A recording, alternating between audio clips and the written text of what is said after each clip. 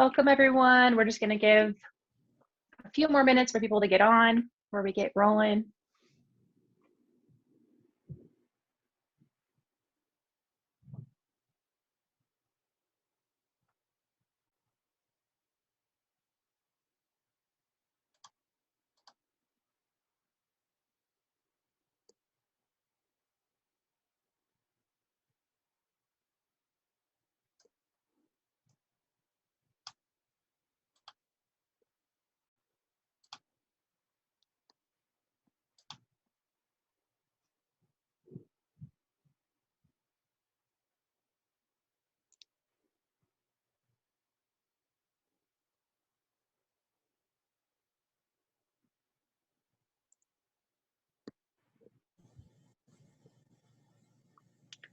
All right. Hi, everyone. Thank you for joining us tonight for a Spoke Series chat with Bike Utah. I'm Chris Lee, the Executive Director.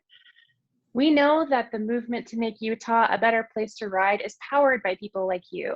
So we thank you for all that you do to bring this work to your own community to make cycling safer and more accessible for everyone. Cultural sites are sacred to Indigenous peoples and integral to American history. By treading softly and leaving things as we find them, we show respect for those who came before us and those who will visit after us. As a reminder, the discussion around the potential changes to the Byrd Monument is ongoing and the staff cannot discuss it at this time. Therefore, we will not be including that in this conversation. And now we are thrilled to introduce our guests, Shirley Cloud Lane, Native American Coordinator, BLM Monticello Field Office, Jason Byrd, Outdoor Recreation, BLM Monticello Field Office, Jake Palma, Monument Manager, BLM Bears Ears National Monument. Thank you so much for being here tonight, to our speakers and sharing this incredible collaborative toolkit that your team has been working on. We would please each tell us about yourselves and what your connection is with this project. Yeah, Shirley, do you want to start, and then Jason, and then I'll introduce myself and then kick off the presentation. Okay, my name is Shirley Cloud Lane. I am Totokoshinish Noda Abashishing, Chiche Ada Tachi Nishinele Noda. So my mother is Navajo, my father is Southern Ute. I belong to the Kaputa band of the Southern Ute.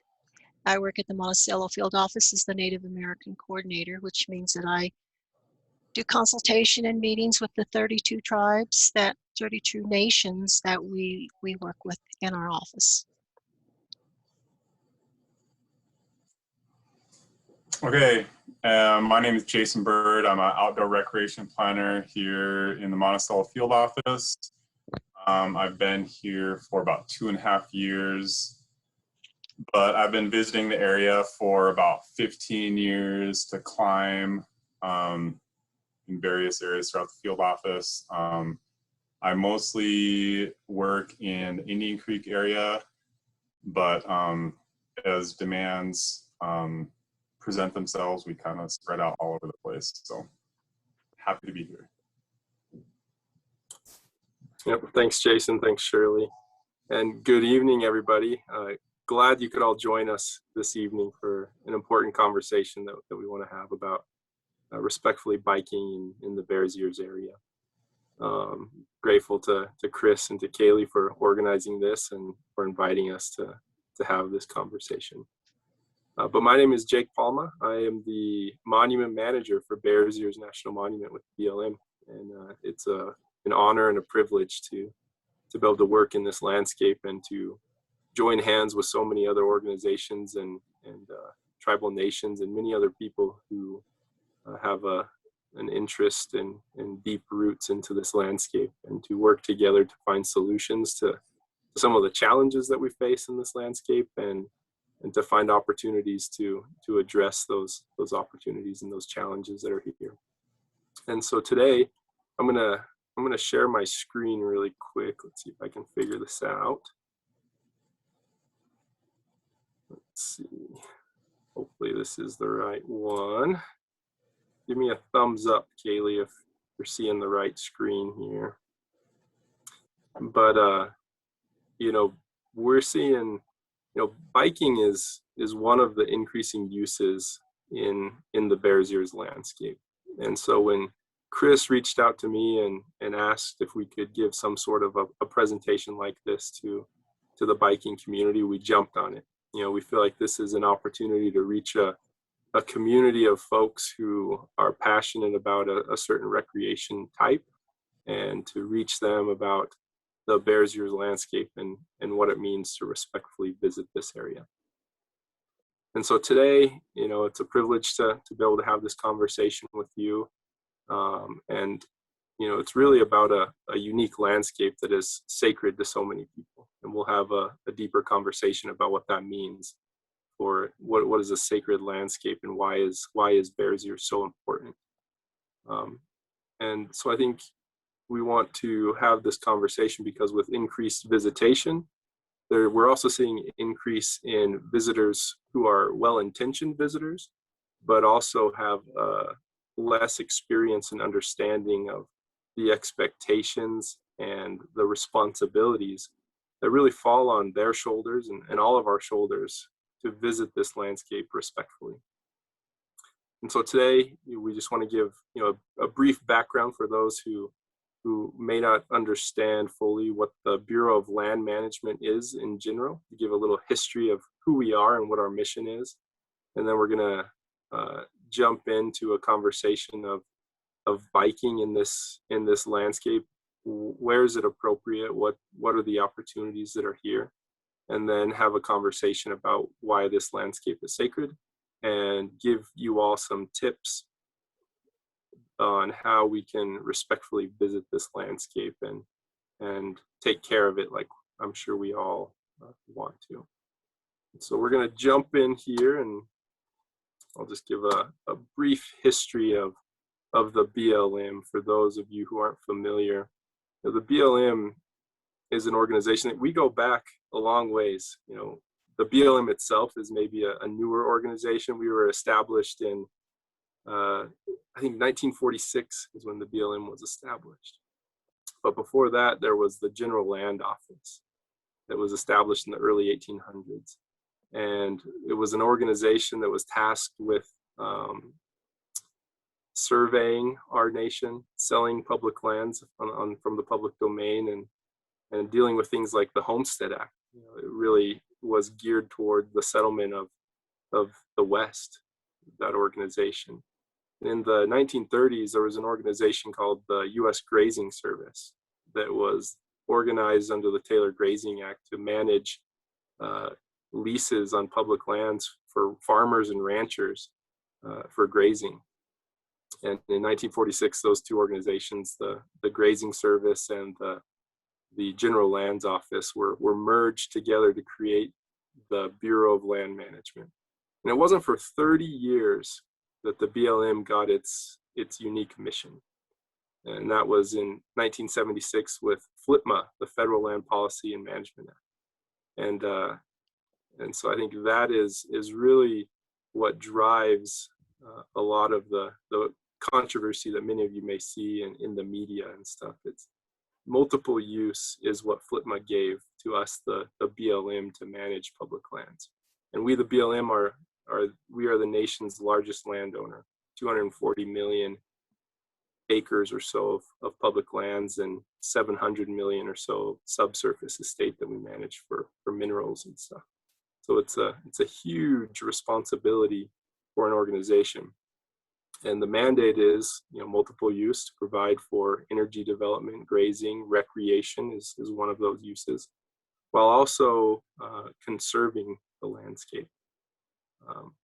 And so that led us to our mission at the BLM, is to sustain the health, diversity, and productivity of public lands for the use and enjoyment of present and future generations.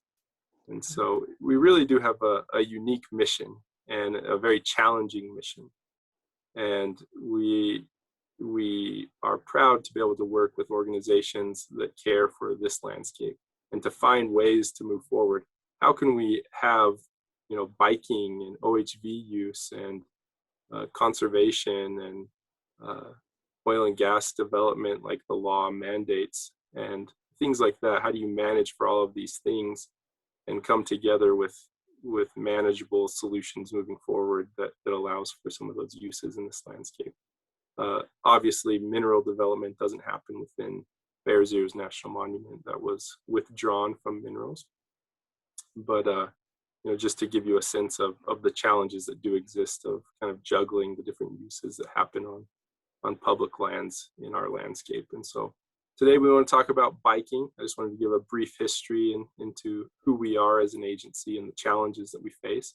But biking is one of those opportunities that we manage for as part of our multiple use. So I'm going to pass it over to Jason, our outdoor recreation planner. He's going to talk a little bit about biking and where it's appropriate and some of the challenges there and kind of environment factors that are there. And so Jason, I'll turn it over to you to talk about biking. All right, thanks Jake for that awesome introduction as always. So biking the Monticello Field Office. I mean, like I said, I've only been down here for about almost 3 years, and I think I have noticed an increase in biking just from what I can see from my window here, working remotely, looking out onto the roads and getting out in the field and stuff. There's a lot more bike packers and a lot more road bikers and stuff like that. So it is pretty exciting to see all those cyclists. I myself love to bike up here in the Abajo Mountains. And so yeah, so I think that's all great. Within the Monticello Field Office, we don't have any designated single track bike trails, which just means we don't have any, just what that means, I guess, we don't have any designated like bicycle trails. All of our biking is allowed on all the motorized routes that we have, which is a lot. And that includes both paved and gravel and 2-track. And so those two opportunities alone, yeah, I think are fantastic around here. So for paved, there's lots of great road rides throughout our field office and at Bears Ears National Monument. A lot of the road surfaces here are being kind of redone just kind of by chance right now. So there's a lot of like really smooth road rides. Indian Creek area is just being redone. The Cedar Mesa area has got a lot of really smooth road surfaces.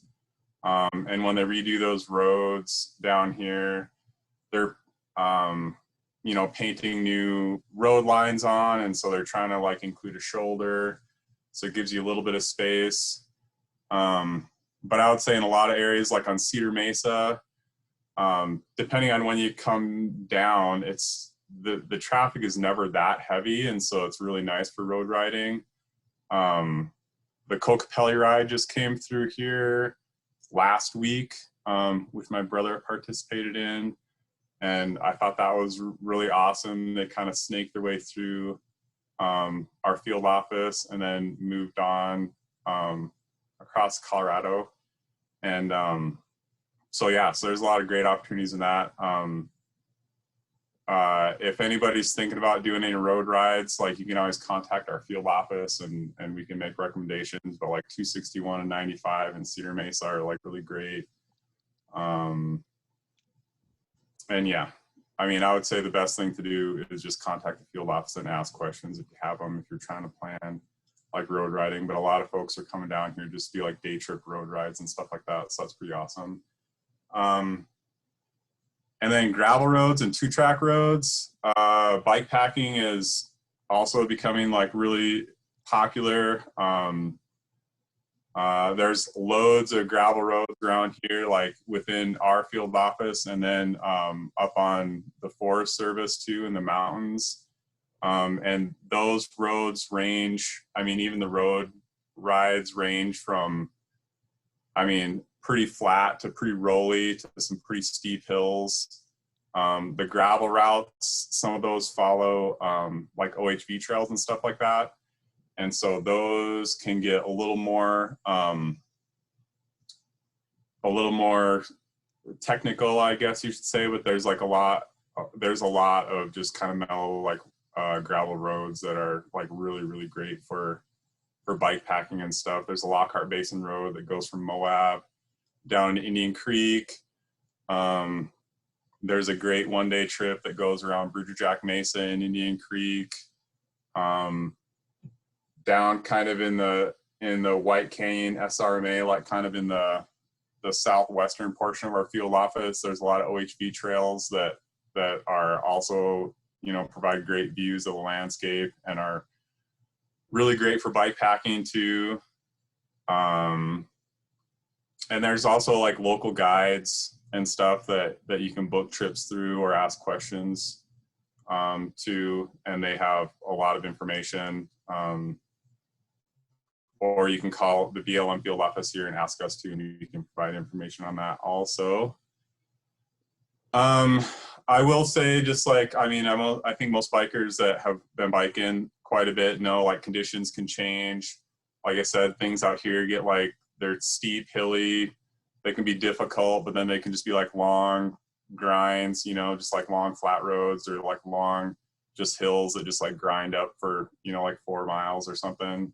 They just have to grind out. So you get a little bit of everything here. It just kind of depends on what you want. The safety aspect out here, we don't have a lot of cell service once you get out into places like Indian Creek and a lot of Cedar Mesa, which is a lot of Bears Ears National Monument actually.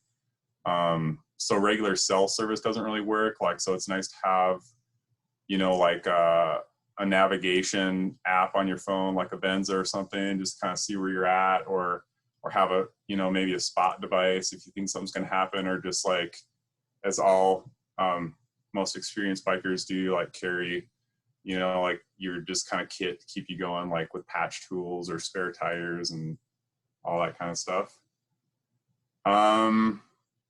And yeah, so I would just say check with BLM to plan your trip, and we can answer any questions that you might have. I think that about covers that one. Yeah, so I was going to talk about e-bikes too here. Thanks, Jake, for pushing that forward. So e-bikes, and I'm pretty sure like most people know or have heard of e-bikes, but for folks that might not know, e-bikes are basically just bikes with like small motors of about 750 watts or about 1 horsepower. And a lot of times, if you're not looking for e-bikes, you can't really even tell the difference. They just basically look like normal bikes until somebody kind of blasts past you up a hill and they're not pedaling, and then you're like, that they must be on an e-bike. And so for e-bikes, there's 3 different classes, and a lot of folks that have e-bikes, they might not even know what class they have, so it can kind of be confusing. But class 1 is a pedal assist bike, and that assists you up to 20 miles an hour. And then once you reach 20 miles an hour, then that assistance stops, and then you're kind of on your own.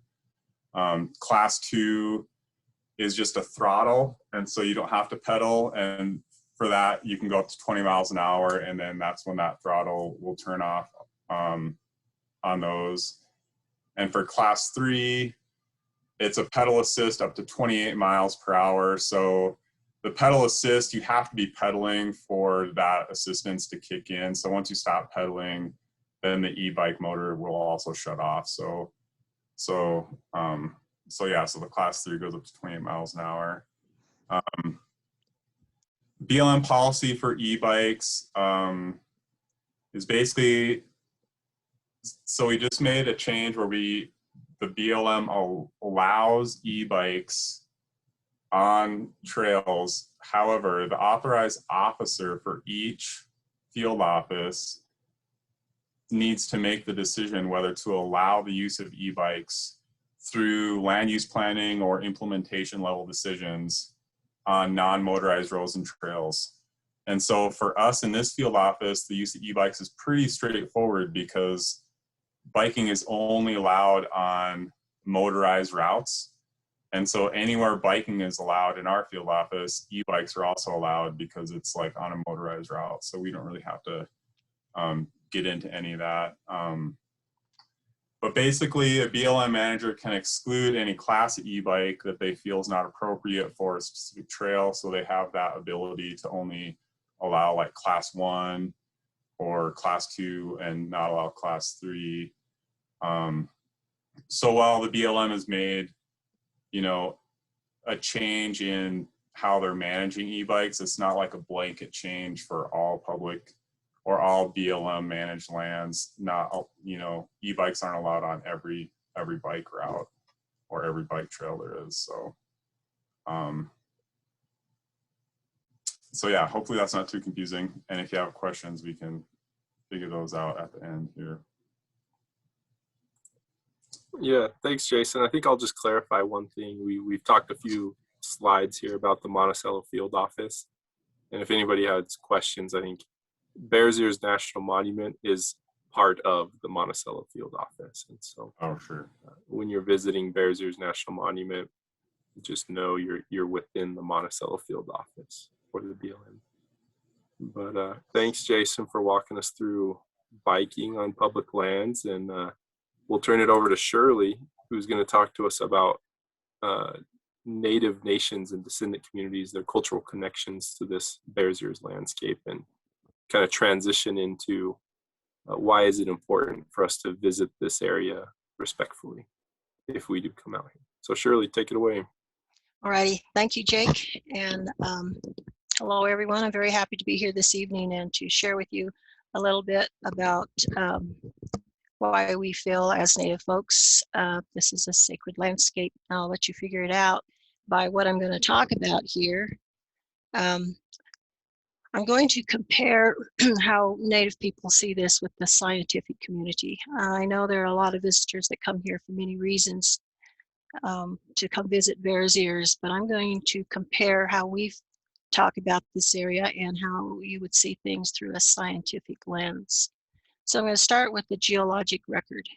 Within our boundaries, we have wild, exquisite canyons, we have high mesas, we have the meanderings of the Green River, the Colorado River, and the San Juan. They pass under towering cliffs. They're surrounded by rich riparian areas. We have a watershed and forests. And in the midst of it all, we have Comb Ridge. It's a jagged 1,000-foot high monocline known to Native people as the backbone of the earth. And it's we have this monocline snaking 60 miles northward from the Arizona border. So that's what you would see here as far as geology. What Native Americans would say about this is that a lot of the rock formations are a reminder of their creation story, like the Bears Ears Buttes. They jut out of the ground, and it's a reminder to the Native of the rich landscape that's here. And the Navajo people say that these buttes are a shrine. They're a healing shrine to protect the Navajo people. The many different types of rocks that you find in the area were used by Native people for healing and for ceremonies. We have rocks that were used to grind corn, make arrowheads, and to make stone axes.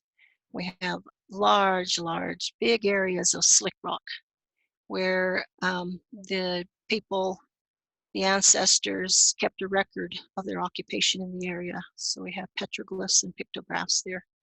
We have some of the different types of rocks that they would grind up and use as paint. The paleontological record. In the Bears Ears, we preserve a rich history of ancient life extending back over 3 million years. Scientists say that this area is very dense in fossilized remains. And there were some recent discoveries that were important to the paleontological world, so it's very, very rich. What natives would say about this is they're not surprised by the discovery of fossils and bones in dinosaur tracks, because they are the evidence of the monsters that we talk about in our creation story. We have stories and songs and prayers about these events. In botany, in this area, they have identified at least 70 different kinds of plants with about 129 species that match the 70 plants. And they're found in the forests and the mesas and the canyon areas. Native America would say these plants are valuable for food, for medicine, and diapers, and I'll let you figure out which plant that is, soap, weaving, clothing, and baskets. So that's how we would see it. The wildlife that's in the area.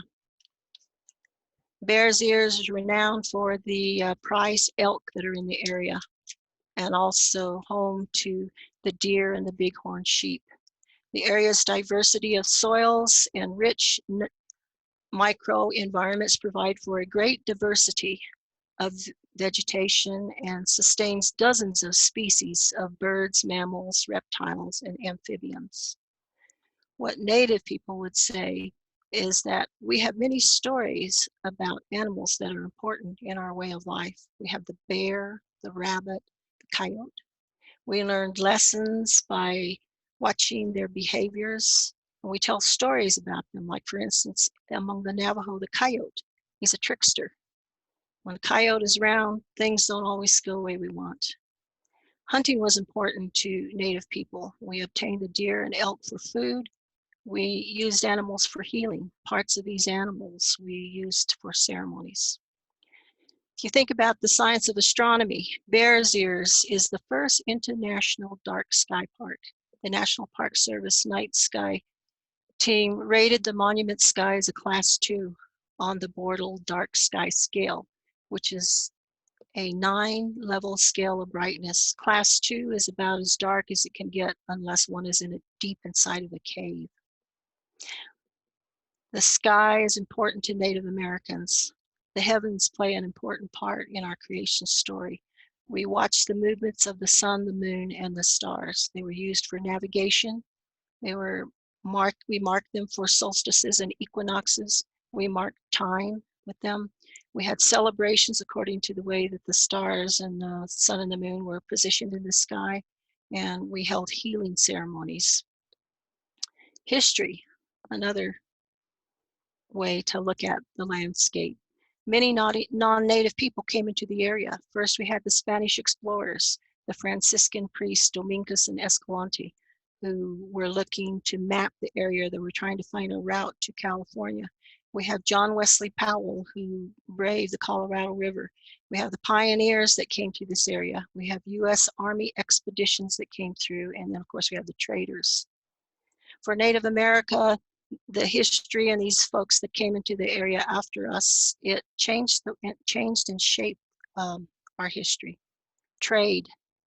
With the establishment of trading posts, we were introduced to food items such as white flour, sugar, and metal tools, which were important to us. Dyes, wool, and cotton, those things were important, and they became important parts of our culture and our way of life. The stories of contact with these people that came after us is important. Sometimes it's a story of a good story, and sometimes it's not so good. An example is what we call the Long Walk, where the U.S. government came in and rounded up the Navajos and sent them to Fort Sumter. They were in prison for 9 years. We tell stories about and sing about this event. One of the main stories about this area is that one of our war chiefs took a group of the Navajos and they hid up in the Bears Ears area, up in the forest. And finally, we come to the archaeological record. Many people come to Bears Ears because they know this place is rich in villages that are dotted throughout the landscape. But it starts about 10,000 years ago BCE with the arrival of the first native people. Archaeologists call them the hunters and the gatherers. And then through time, they became basket makers. And finally, we have the Puebloan period. They left behind pit houses, cliff dwellings, towers, granaries, many different types of artifacts. What Native Americans say about this, and the Hopi say it the best. And Hopi is one nation that is very strongly culturally associated with this area. They say it best when they say it is a land where the footprints of our ancestors said prayers, danced, had illness, had healings. They celebrated, they told stories to their children, they held ceremonies, they buried their loved ones. Their ancestors were the mothers, the fathers, the grandparents, the children, the babies. There were hunters, builders, explorers, holy men, potters, weavers, explorers. And they consider these what they call in archaeology archaeological sites, but to the Hopi, they're villages. These are the homes of their ancestors. So is this place a sacred place? I would say yes. Because everywhere you look, walk, hike, or ride a bike, there are interesting things to see and learn for everyone to enjoy. And how should you visit? One word. And I think all the nations agree on this. And you visit with respect.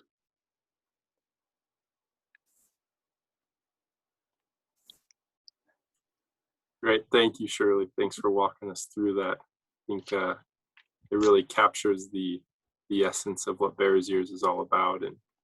And it was designated to kind of protect and manage that sensitive cultural landscape and why it's important to so many people. And so, as I said at the beginning, it's up to all of us to work together and to respectfully visit this cultural landscape that is Bears Ears.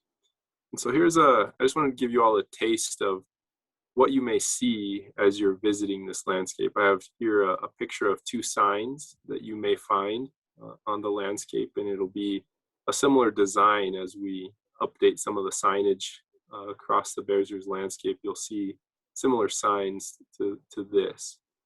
And hopefully you can read some of these, but I just wanted to walk you through. These are the expectations of each of us and the responsibility that each of us carries as we visit these sites to respectfully come and to visit. And I'll just read through a few of these, to view sites from a distance where possible, to leave all artifacts where you find them. And that includes, what we find a lot. I was out and about today and came across a room block of a little village site, and what people like to do is they find a whole bunch of like pottery sherds, and then they stack them up on the rocks, and it's like a kind of an outdoor museum. And we encourage people to not build up those little collections where people can see them. Just leave everything. You pick it up, look at it, and put it back down where you found it. But leave all artifacts as you find them. And steer clear of walls. Some of these structures are 1,000 years old or maybe older.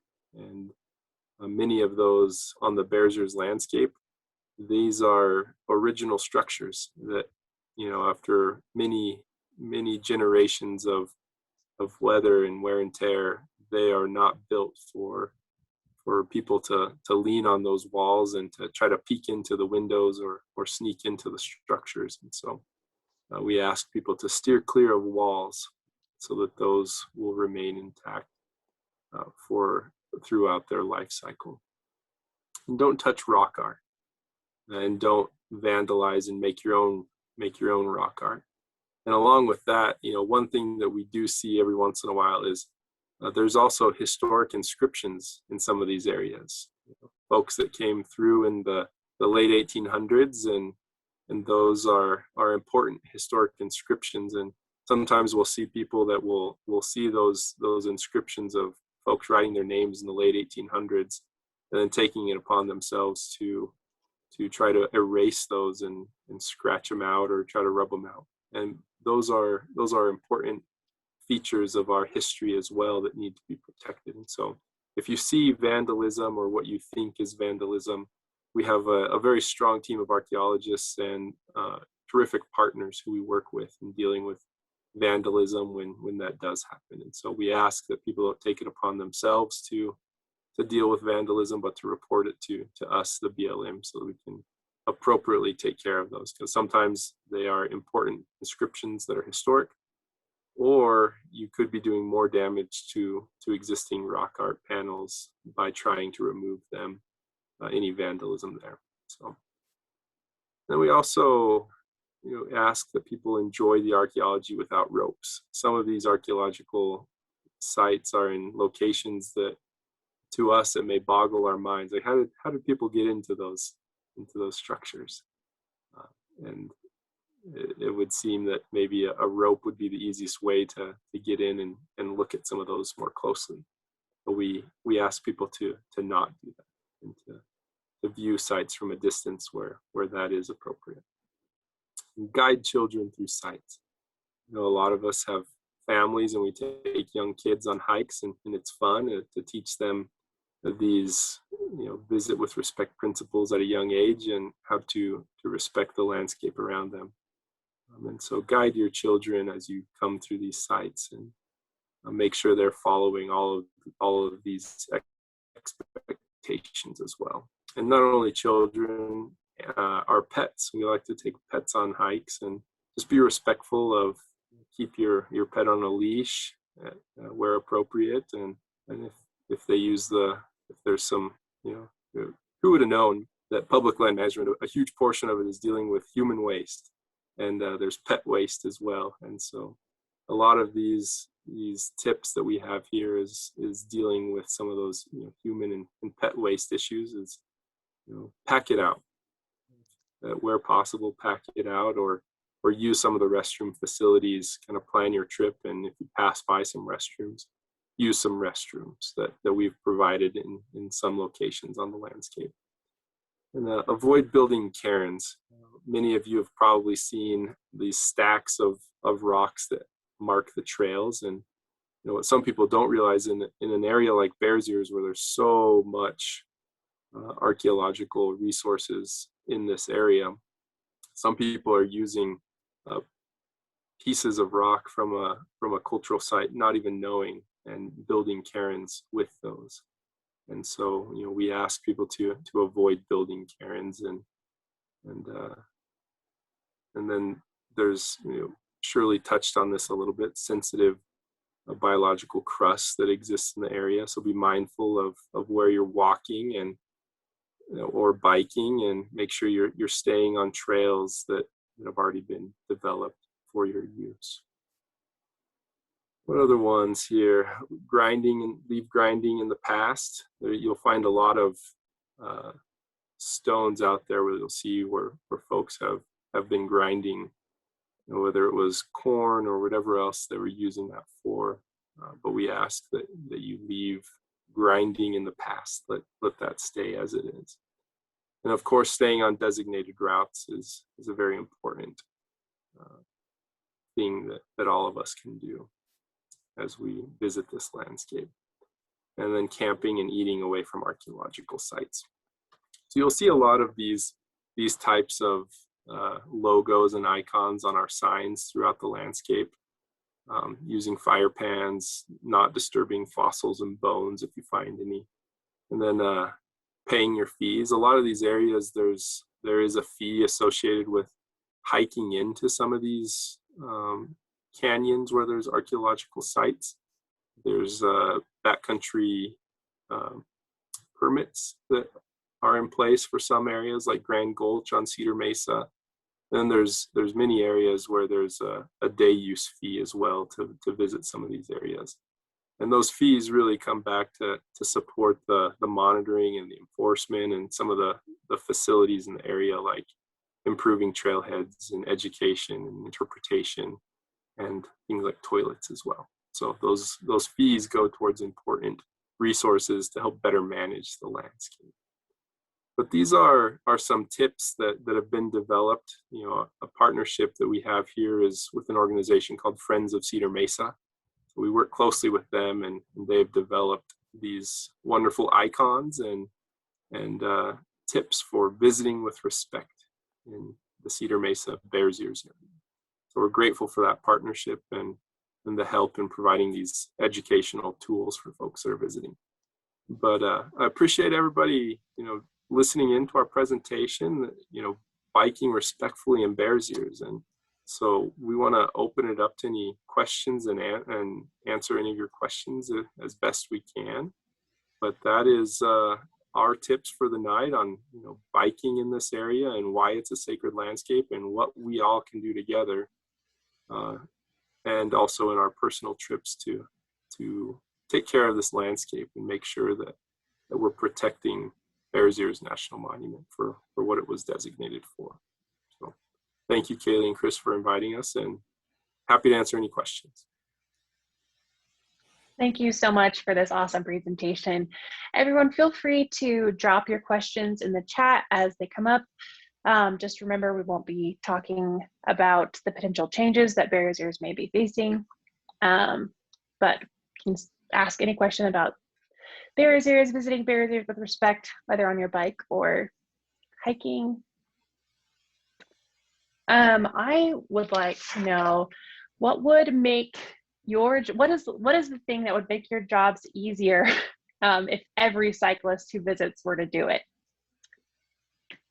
Is there like one thing, or maybe like two top things everyone should be doing? I guess I'll start. Jason, you can follow up if you have anything else. But I think the idea of staying on designated routes for us is pretty critical. Roads are, and travel routes in general we go through a pretty thorough process to put those routes in place. And, we consider things like the cultural resources that are there, the soils that are there. Pretty much we go through a whole list of different resources that are here and take a close look at each of those routes and the purpose of them.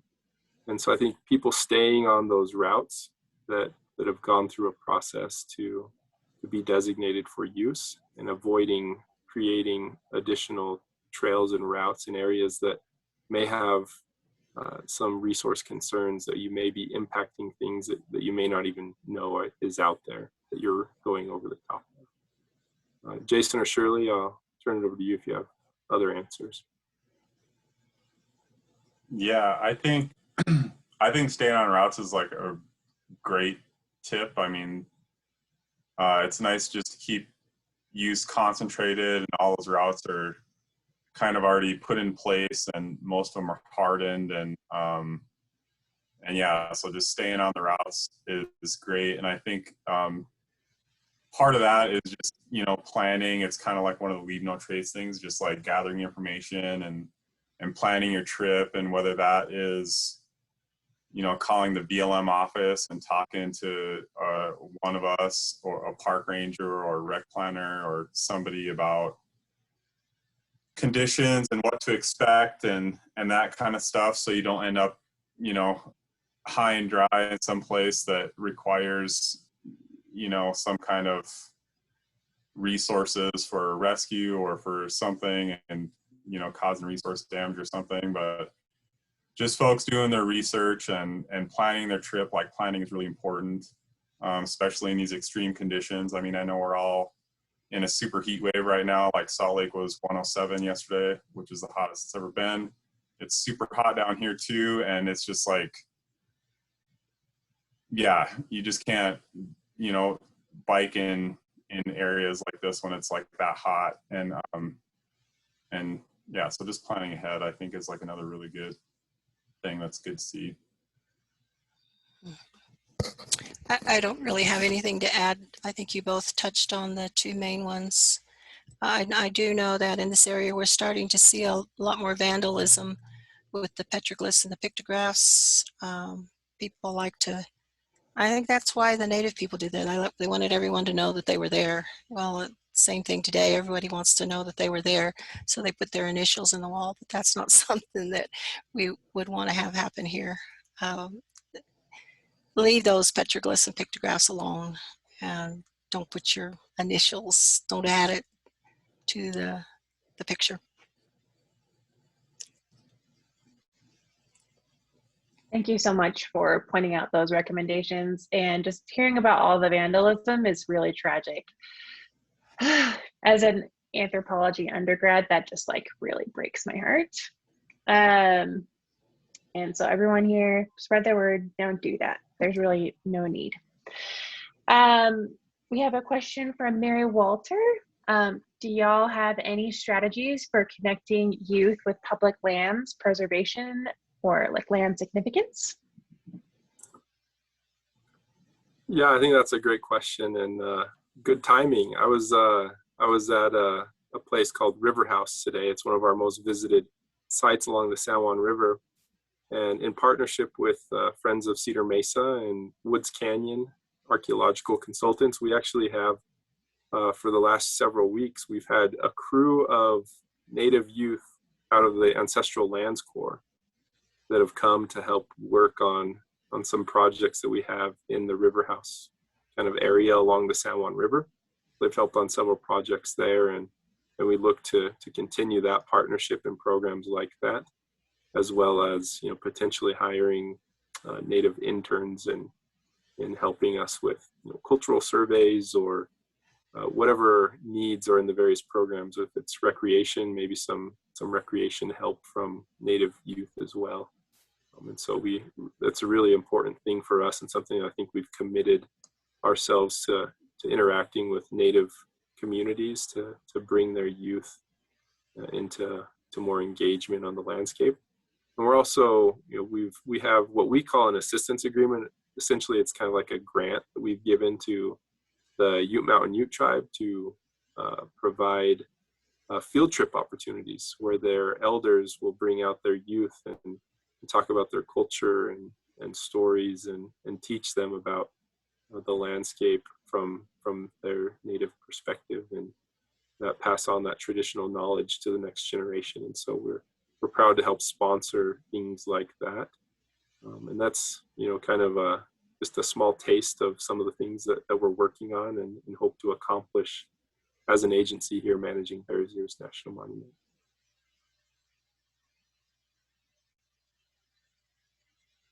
Hopefully that answered your question.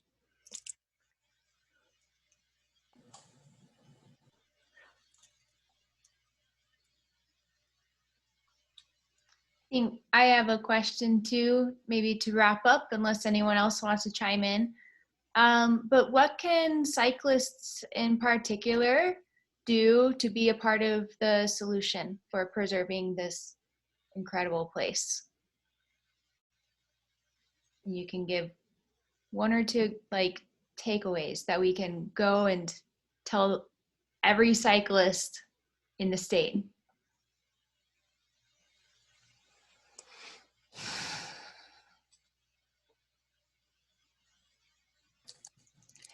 Well, I think a couple of things. Number one, as you're traveling through Bears Ears, you could keep a journal or a log of things that you saw along the way, things that you feel as a cyclist would be worth other cyclists looking at. Maybe the mileage and how long it took you to go from wherever you went. So in the future, people can have a better feel for planning if in case they want to go on that trip, how much water you took, did you camp overnight, what's the good camping places, that kind of stuff. That some information that a biker could pass along to someone else who is planning a trip. Some of the safety things that they ran into, some of the problems, that kind of thing. You can just share with each other so that you can both have a safe trip and other people in the future can have a safe trip.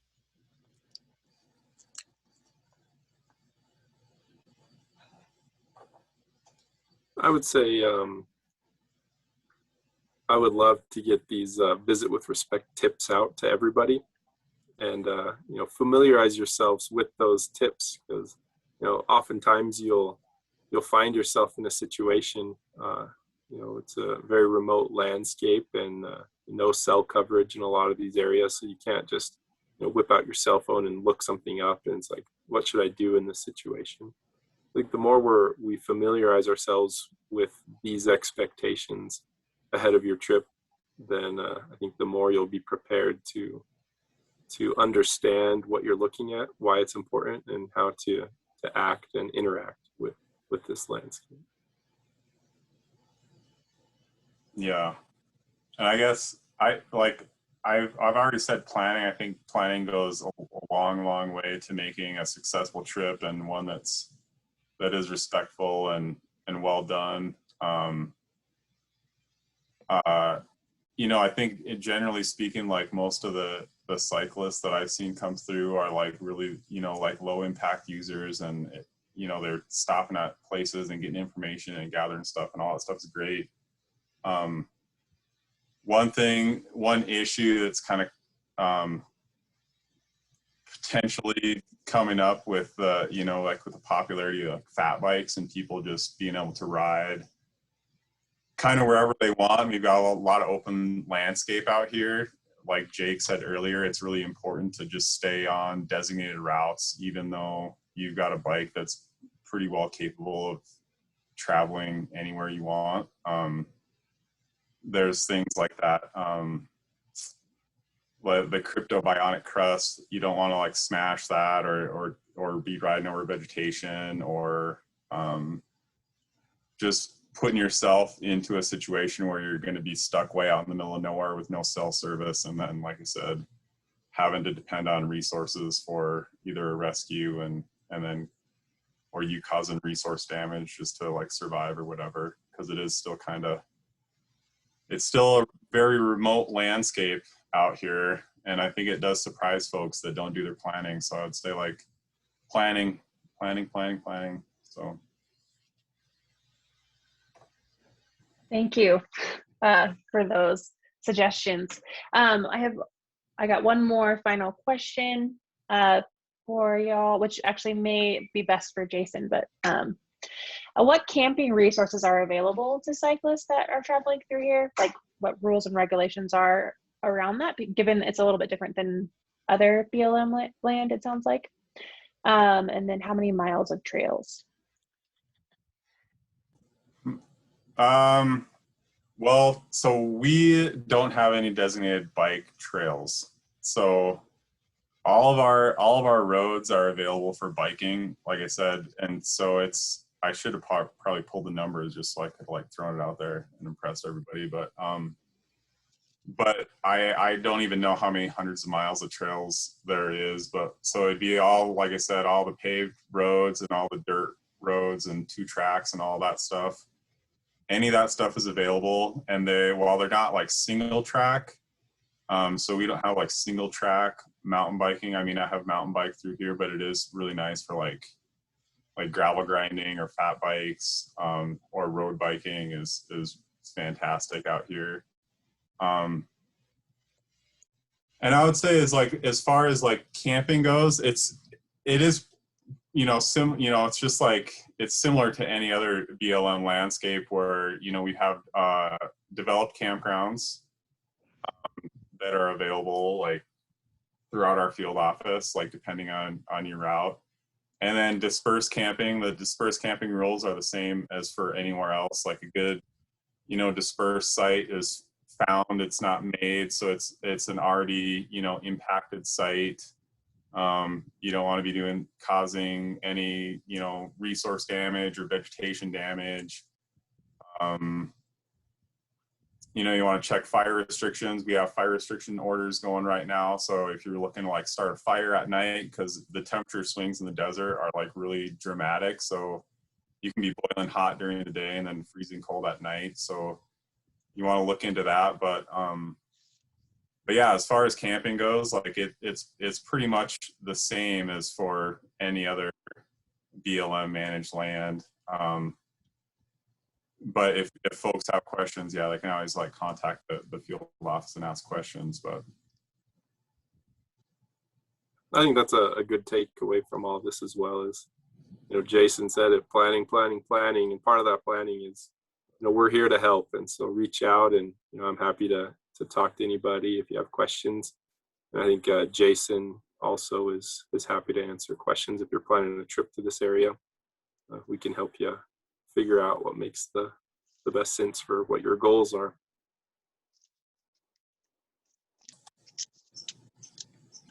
yeah, I love trip planning. I can live vicariously through the visitors. That is really awesome. I actually didn't know that like was something that you could do, is contact the field office to get more information. So that's really good to know, and I hope everybody kind of takes that with them. So we actually get one more. This is really the last question, and then we'll wrap it up for tonight. The question is, I've heard that BLM is planning to develop a single track area near the Gooseneck State Park. Is that still happening? Or you heard that as well? I'll let you answer that, Jake. Okay. Well, there is a proposal that we've been working on, kind of a partnership with the state parks there, the Gooseneck State Park. There's definitely some challenges that we as public land managers face in that area. That's a pretty small state park, Goosenecks is, and it's surrounded by BLM lands. And so there's a lot of camping that happens, just dispersed camping that's happening in that area. So to reduce some of those impacts and to consolidate that to specific developed campsites, part of the proposal is to develop a campground there with some campsites. And part of the proposal, and at this point it all is just a proposal, kind of some ideas, some alternatives that have been presented, would be to also provide some additional recreation opportunities, which could potentially be bike trails in that area. There's no decision that's been made on that. It's just an alternative that could be considered as part of our analysis for what's happening in that area.